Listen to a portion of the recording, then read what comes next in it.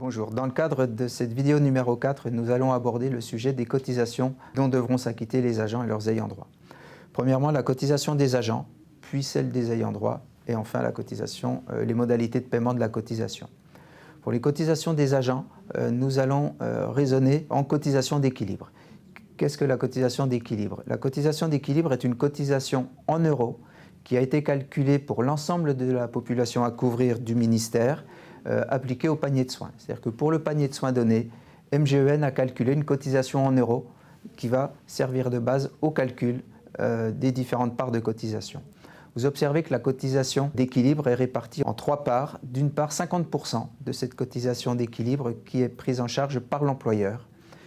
Ensuite, l'agent prend en charge pour sa part 20% de la cotisation d'équilibre, donc une part de cotisation en euros, et 30% de cette cotisation d'équilibre qui va être fonction de son traitement. Il va être déterminé un taux de cotisation, dit taux de cotisation solidaire, et ce taux de cotisation solidaire va être appliqué à la rémunération brute de chacun des agents.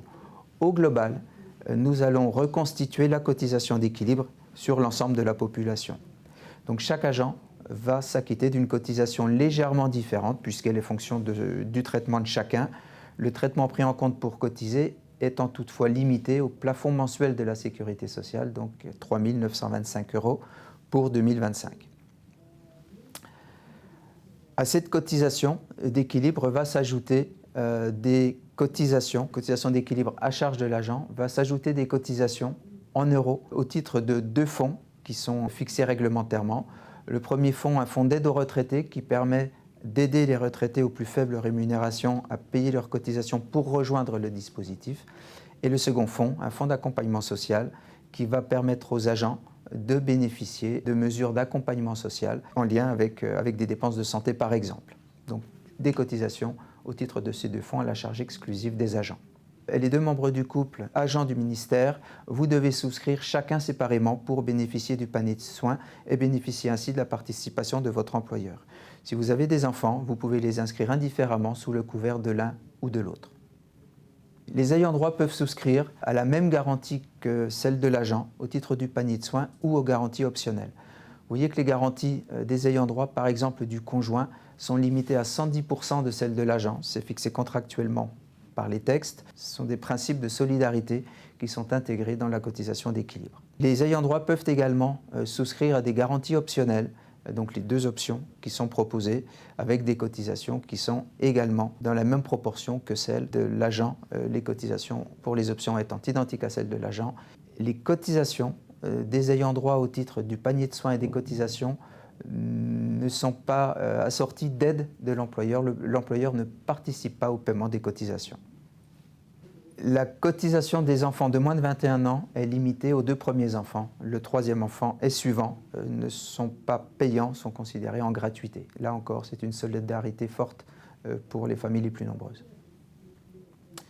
Les cotisations sont payées selon 2 modalités. La première modalité, c'est le précompte sur fiche de paye. Le précompte sur fiche de paye intègre la cotisation de l'agent dont il aura à s'acquitter sur la garantie panier de soins.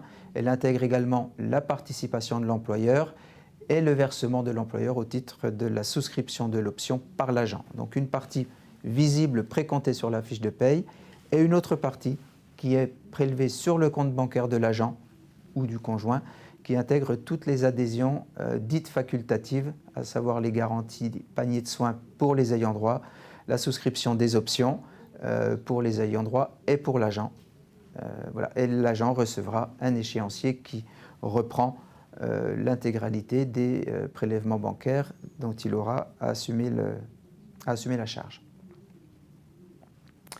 Pour vous aider à calculer la cotisation qui restera à votre charge, il va être mis à votre disposition un outil d'aide à la décision qui vous permet d'évaluer en fonction des situations d'adhésion. Je souscris au panier de soins seul en tant qu'agent, j'intègre mon conjoint, j'intègre mes enfants en panier de soins avec option et ça vous calcule automatiquement en fonction de votre traitement le reste à charge qui sera prélevé directement sur votre compte bancaire. Pour adhérer au dispositif PSC, vous allez disposer d'un numéro d'appel qui vous sera communiqué dès le lancement du parcours d'affiliation vous concernant. auquel vous pourrez faire appel pour vous faire accompagner dans le parcours d'affiliation que vous aurez à réaliser.